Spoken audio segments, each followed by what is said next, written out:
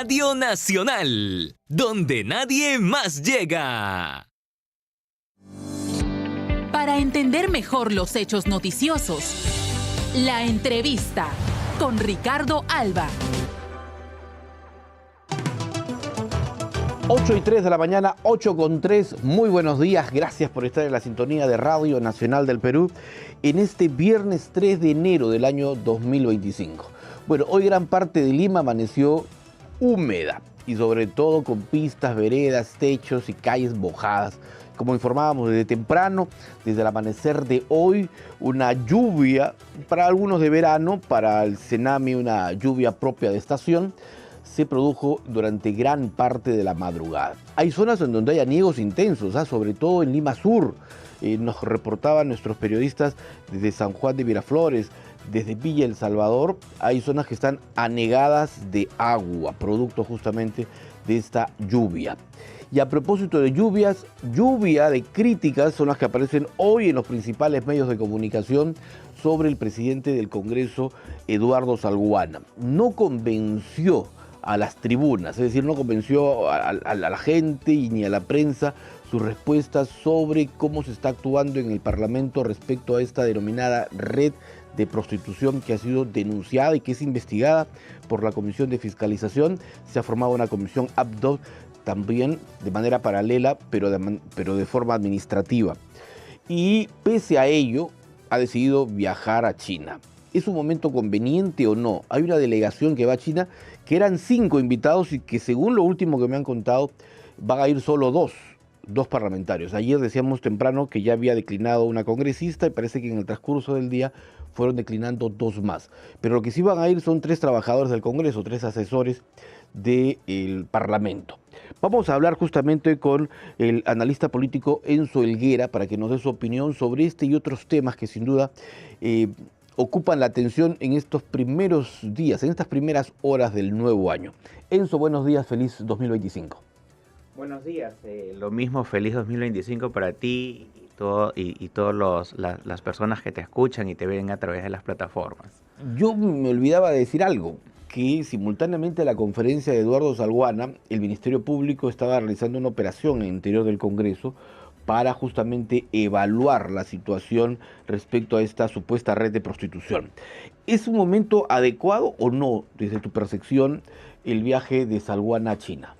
No, definitivamente creo que no es adecuado, como bajo el mismo razonamiento se recomienda que cuando hay una crisis tienes que estar frente a la institución y responder de manera rápida, célere y con objetividad todas las dudas, las consultas y la problemática que se va a desarrollar durante la temporada de crisis. Evidentemente le correspondía a él permanecer al frente y declinar cualquier oferta de viaje o, por supuesto, postergarla. La estrategia, aparentemente, como dicen hoy varios diarios, entre ellos Perú 21, que me venía leyendo en el auto, ha sido pues realizar anuncios, un poco como para bajar la tensión, pero parece que estas designaciones, cambios o remociones al interior del Parlamento no han tenido la acogida que esperaba justamente la directiva del Parlamento. Sí, por supuesto. La situación es que claramente la estrategia comunicacional puede ser, digamos, buena entre comillas, pero si no va acompañada con la estrategia de gestión institucional, entonces obviamente vamos a ver que lo uno es simplemente un anuncio para la tribuna o publicitario y en la ejecución no se ve, no se contrasta aquello que se dice a los medios de comunicación. Ahora, Eduardo Salguana es un político nato, no solo de ahora, sino ha sido incluso hasta diputado, es decir, ha sido buen tiempo, fue ministro del gobierno de Toledo, fue congresista en esa época, por madre de Dios. Es decir, es un hombre que conoce el teje y maneje de la política. Pero ayer ha sido un día un poco débil para él, porque sus respuestas no han sido convincentes como la que debe tener un político, sobre todo con tanta experiencia.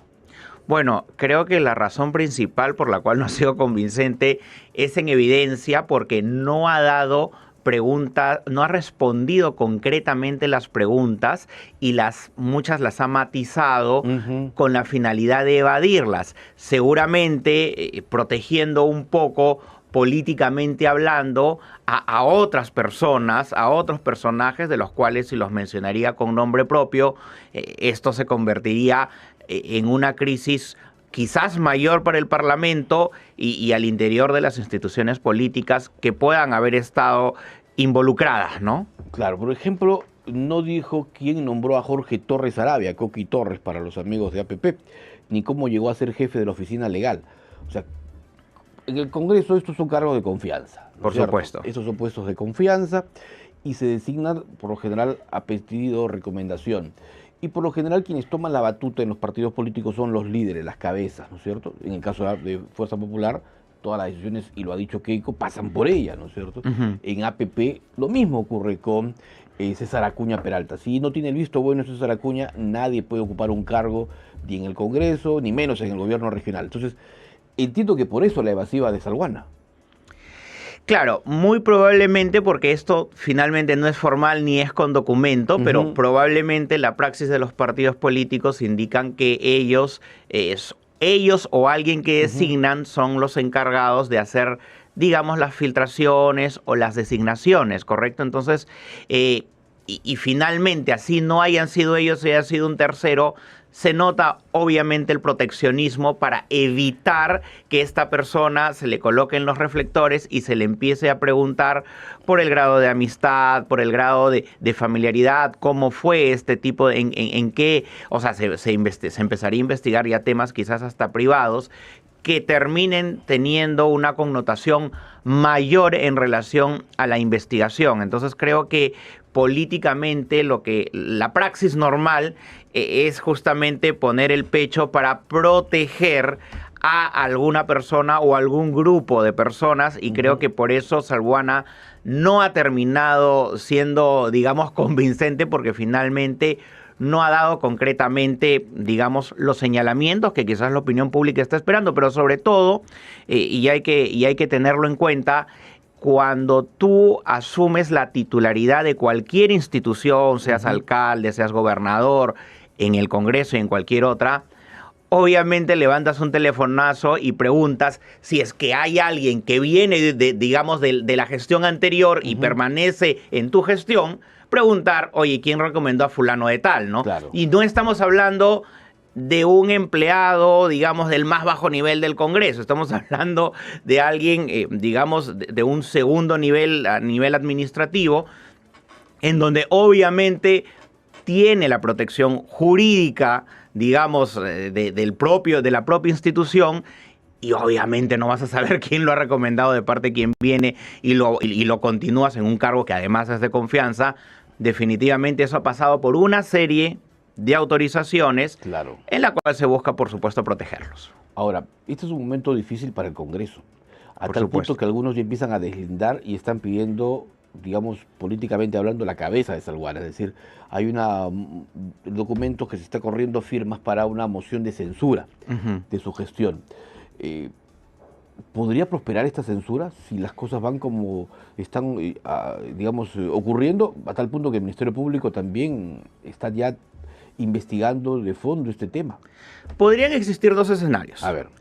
El primer escenario es que los partidos políticos, que evidentemente apoyan la mesa directiva, se hagan los locos y miren hacia otro lado. Sin embargo, el escándalo evidentemente va a ir creciendo, ¿correcto? Y la segunda opción es que los partidos políticos mantengan más o menos su cuota de poder y reemplacen a las personas que se encuentran actualmente en la mesa directiva, más o menos conservando sus cuotas, ¿no? Esa es la segunda opción, porque definitivamente no creo que ellos quieran perder la cuota, la representación y además las negociaciones que son propias del Parlamento para conformar la mesa directiva, comisiones, etcétera. Eso es por un lado. Pero por otro lado, también es importante saber que en este juego de poder se mide no solamente la posibilidad, digamos, la garantía de los partidos políticos hacia una próxima elección, que son las presidenciales, y que obviamente Están cerquísimos su convocatoria. Por supuesto, y que obviamente ese plus que ellos necesitan para pasar a segunda vuelta o ganar en segunda vuelta, lo pueden terminar de perder recordando las peores prácticas que se ha tenido en anteaño, ¿no? Entonces, aquí lo recomendable es que los partidos políticos asuman sus mea culpas en relación a que si finalmente hay figuras en el Parlamento que, digamos, protegen algún tipo de figura, hay algo que debe predominar por encima de estos intereses de los partidos políticos, que el Parlamento es uno de los poderes del Estado y por ende deben darle estabilidad, ¿no? Y no asumirlo en una crisis política que se puede asumir a muchas otras, que decaiga en el desprestigio mayor del Parlamento o que su desaprobación termine subiendo aún más, porque evidentemente esto promueve la desgobernabilidad, los proyectos a veces anti-establishment, ¿no? Entonces es importante darle funcionabilidad a la democracia y sobre todo representatividad ante la opinión pública. Sí, pues digamos el desgaste es mucho mayor para el Congreso. Yo creo que habría que tomar unas medidas severas y cortar cabezas, ¿no? Digamos, sí. Sería porque el hecho de que los congresistas puedan hacer una culpa, bueno, difícil de creer, ¿no? La gente no lo va a creer, entonces habría que ir por allí. Pero el costo político puede ser muy alto, sobre todo para APP. Sí, claro. De hecho, en esta incluso posibilidad, el procedimiento sería que Patricia Juárez, como primera vicepresidenta, lo reemplace por unos días, creo que son máximo 5, y se convoque, porque el reglamento dice eso, se convoque nuevamente a una elección interna en el Parlamento para elegir a una nueva mesa directiva, ¿no? Entonces esta sería una segunda salida, ¿no? Que más o menos permitiría quizás conservar o tener nuevos consensos para una directiva que pueda ser ejemplar, ¿no? Ojo que no sería la primera vez que sale un presidente de APP, ya ocurrió antes con una parlamentaria, con la señora Camones. Sí, claro, ya ha ocurrido, no es la primera vez de APP, no es la primera vez también de las mesas directivas en las cuales tienen que, digamos, dar un paso al costado o verse apremiado para poder salir de la mesa directiva, pero es algo que en evidencia también te desgasta porque como partidos políticos, mientras más poder tienes, evidentemente también te vuelves débil porque empiezas a descuidar ciertos flancos en los cuales esta falta quizás de control haga que finalmente desgasten al titular, en este caso al presidente Saluana, si bien es cierto, no siendo, digamos, quizás permisor de la acción o haber realizado la acción incorrecta o inadecuada que haya generado toda esta crisis, pero que sin embargo le llega la responsabilidad política. Y eso que en la praxis normal lo que se suele hacer es echarle la culpa al oficial mayor del Parlamento, cuando esta es otra medida de protección frente a una mesa directiva o a un presidente de la mesa directiva, pero recuerdo anteriores crisis en donde se le suele echar también la responsabilidad de la culpa al oficial mayor. Sí, pues finalmente como es digamos, el jefe administrativo del Congreso, es quien finalmente termina pagando los platos rotos. Pero, a ver, ese es un buen tema, el oficial mayor. José Chevasco tiene una experiencia amplia, pero Giovanni Forno no tiene esa capacidad ni esa reacción que Chevasco. O sea, a Forno le está costando más que a Chevasco esta situación. Chevasco tuvo el problema de los buffets, ¿no es cierto? Así es. Pero que era algo más suave, mira, una buffet a cambio de una presunta red de prostitución. O sea, a Forno le queda grande, digamos, no el cargo, sino la posibilidad de responder o de salir al frente de una situación tan difícil como la de ahora.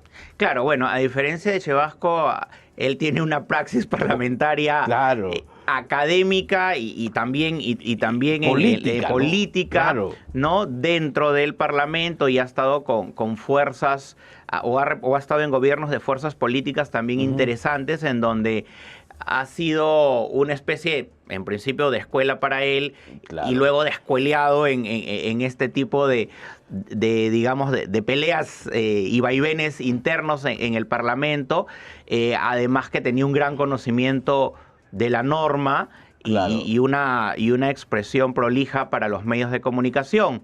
No es lo mismo aquí y también seguramente va a tener ese tipo de dificultades en su momento Ángel Delgado, en la función que le toca, porque la praxis parlamentaria va más allá de la teoría, ¿no? Esto de acá se condiciona muchas veces a las acciones concretas y más allá de lo que pueda decir las normas, es una praxis muy particular la que tiene el Parlamento y se tienen que tomar decisiones y conocer bastante de, además, las comparaciones con lo que ha podido ocurrir en otros momentos importantes dentro del legislativo ante crisis similares, y ese bagaje no lo tienen, ¿no? Sí, pues interesante el análisis que ha hecho esta mañana nuestro invitado Enzo Helguera sobre esta crisis, ¿no? Aquí hay un manejo de crisis que habrá que ver si finalmente salen bien librados o no las autoridades del Congreso. Muchísimas gracias por su participación esta mañana, interesantísimo el enfoque.